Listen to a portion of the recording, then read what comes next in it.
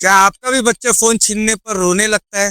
क्या आप भी अपने बच्चों को खाना खिलाने के लिए फोन दे देते हैं? बिना फोन के वो खाना नहीं खाता है? क्या आप भी अपने बच्चों को बिजी रखने के लिए उससे फोन दे देते हैं?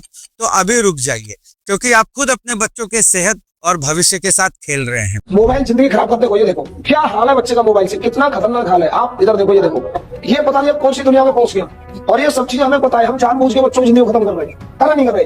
ये लाइव एग्जाम्पल है सर, आराम से।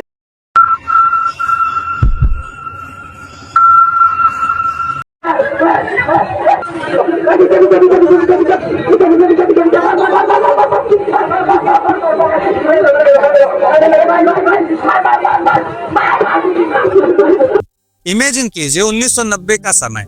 एक घर में शाम के टाइम पापा सोफे पर बैठकर न्यूज़पेपर पढ़ रहे हैं, मम्मी पास में बैठकर बात कर रही हैं, पापा की 10 साल की बेटी अपना होमवर्क पूरा कर रही है और कभी कभी वो अपनी स्टडी से रिलेटेड अपने पापा से सवाल भी पूछ रही है। उनका 2 साल का बेटा अपने टूटे फूटे खिलौनों के साथ खेल रहा है। सभी लोग घर में एक साथ बातचीत कर रहे हैं, हंसी मजाक कर रहे हैं। घर में सब लोग फिजिकली और मेंटली मौजूद है। अब इमेजिन कीजिए 2025 का वक्त। एक घर वही सेम, शाम के वक्त का पापा मोबाइल में न्यूज़पेपर देख रहे हैं, मम्मी मोबाइल में सीरियल देख रही हैं। 10 साल की वही बेटी अब इंस्टाग्राम और फेसबुक में लगी हुई है। 2 साल का बेटा टैबलेट या फोन में कार्टून देख रहा है। ये एक सब जगह मौजूद तो है, लेकिन सब अपने डिजिटल दुनिया में खोए हुए हैं दोस्तों। कोई किसी से बातचीत नहीं कर रहा है, कोई किसी से कनेक्शन नहीं बना रहा है। देखने में तो ये बहुत आम सी बात लगती है, लेकिन इसके पीछे बहुत नुकसान छुपा हुआ है दोस्तों। आज इस पर कोई बात नहीं कर रहा है, लेकिन इसका असर हमारे बच्चों पर बहुत खतरनाक हो रहा है। आइए जानते हैं इस वीडियो में कि फोन के वजह से हमारी नई पीढ़ी पर कितना नुकसान पहुंच रहा है। अगर आपको भी लगता है कि क्या फर्क पड़ता है अगर बच्चे को 1-2 घंटों के लिए फोन दे दिया जाए, तो इससे हो ही क्या जाएगा। तुमको पता नहीं कि मोबाइल तुम्हारा किस तरह से विनाश तुमको बर्बाद कर। मोबाइल है बड़ी अच्छी चीज, कितनी यूजफुल चीज है, लेकिन मोबाइल को निरंतर अपने साथ मत रखिए। कुछ नहीं करने देगा।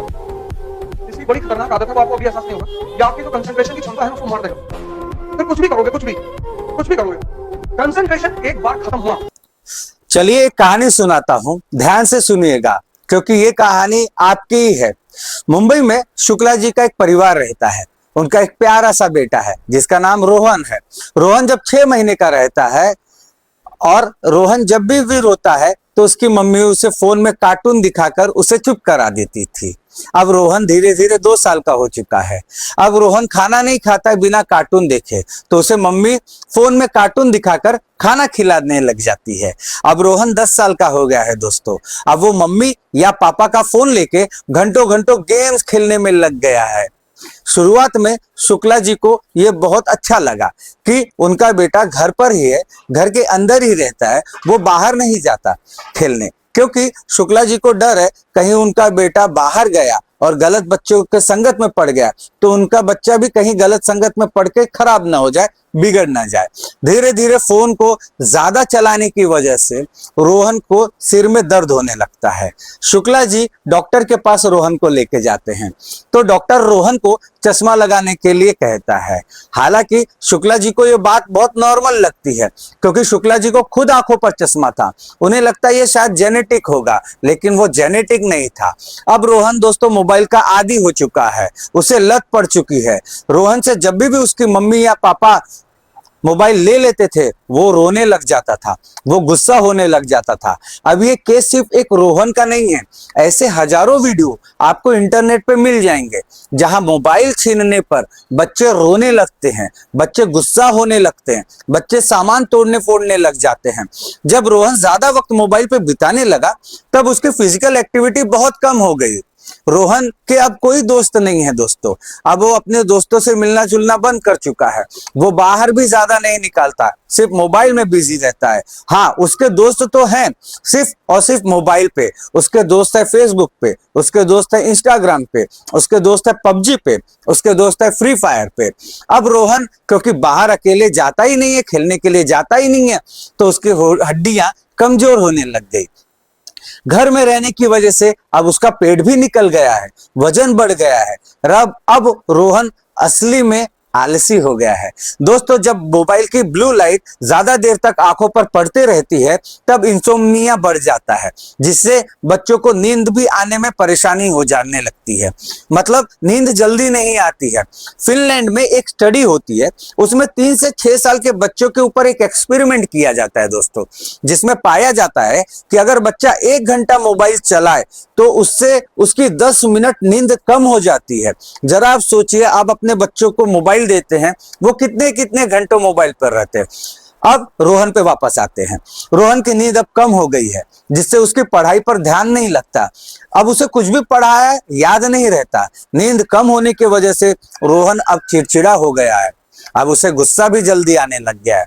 दोस्तों, मोबाइल देखकर खाना खाते समय बच्चे खाना को ठीक से चबा भी नहीं पाते हैं, जिससे खाना ठीक से डाइजेस्ट नहीं हो पाता। और जब खाना ठीक से डाइजेस्ट नहीं हो पाता है, नहीं पचता है खाना ठीक से, तब बच्चों में कई भयंकर बीमारियां जन्म लेने लग जाती हैं। बच्चे बीमारियों के चपेट में आ जाते हैं। लैपटॉप या टीवी के ब्लू लाइट आंखों पे पड़ने से बच्चों में एक एग्जीक्यूटिव फंक्शनल स्किल जो चीज होती है वो अच्छे से डेवलप नहीं हो पाती है। अब एग्जीक्यूटिव स्किल क्या है, मैं आपको बताता हूँ। ये वो चीजें हैं जो हमारी जिंदगी में बहुत मदद करती हैं। हर एक बच्चे के अंदर एग्जीक्यूटिव स्किल फंक्शनल जो है, जितना डेवलप होगा वो उतना ही अच्छा बच्चा निकलेगा। जैसे अपने गुस्से को कैसे कंट्रोल करे, किसी भी चीज को कैसे जल्दी सीखा जाए, जिसे आप ग्रैबिंग पावर कहते हैं, गलत और सही में फर्क कैसे किया जाए, किसी भी चीज को अचीव करने के लिए मोटिवेशन कैसे लाया जाए, ये सब स्किल में ही आते हैं। अपना सेल्फ कॉन्फिडेंस कैसे बढ़ाया जाए, समाज और परिवार को कैसे लेके चलाया जाए।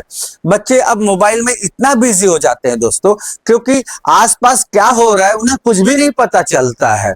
आप ये एक वीडियो देखिए जिसमें एक माँ है, वो माँ खांसी करने की एक्टिंग करती है अपने बच्चों के सामने, और वो खांसी करते करते जमीन पे फर्श पे लेट जाती है कि शायद उसे हार्ट अटैक आया है।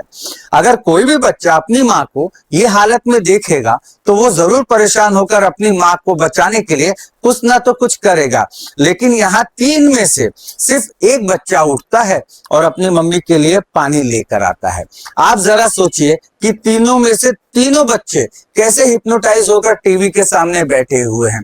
उनकी माँ वहां पर तड़प रही है, हालांकि ये माँ उनके सामने एक्टिंग कर रही थी, लेकिन अगर असली में होता तो शायद उनकी माँ उनके सामने आज जिंदगी में नहीं रह पाती थी। 3 में से सिर्फ एक बच्चा कंसर्न दिखाता है। यही आज हमारे समाज में भी हो रहा है।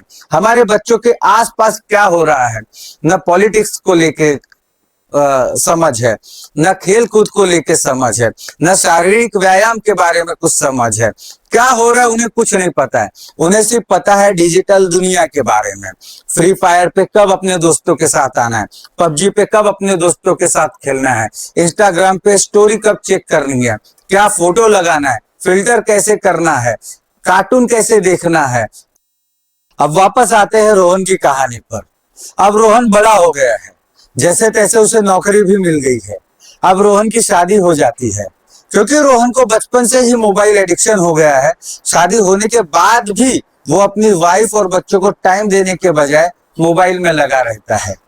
दोस्तों, ये जो मोबाइल एडिक्शन है वो बहुत खतरनाक है। एक घर में रहकर भी वो अपनी वाइफ और बच्चों से मेंटली दूर रहने लगता है रोहन। अक्सर रोहन की पत्नी शिकायत करती है कि वो मोबाइल को ज्यादा टाइम देता है, अपने परिवार पे कम ध्यान देता है। ना तो रोहन फिजिकली अब फिट है, ना तो मेंटली फिट है, ना उसके घर की पारिवारिक स्थिति सही है। अब रोहन की जिंदगी में कोई मकसद नहीं है, ना तो कोई लक्ष्य है, ना कोई मकसद।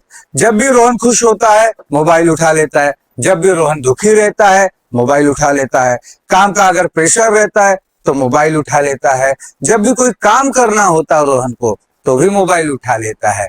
जैसे एक शराबी को शराब की आदत लग जाती है दोस्तों, वैसे ही अब रोहन को मोबाइल की आदत लग चुकी है।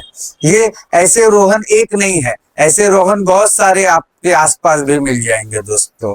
आप भी जरा देखिए और गौर कीजिए। अभी भी वक्त है, सावधान हो जाइए और अपने बच्चों को मोबाइल से दूर रखिए, क्योंकि क्या पता अगला रोहन आपके घर में ना जन्म लेवे। याद रखिए, आप खुद जिम्मेदार हैं अपने बच्चों के भविष्य के लिए।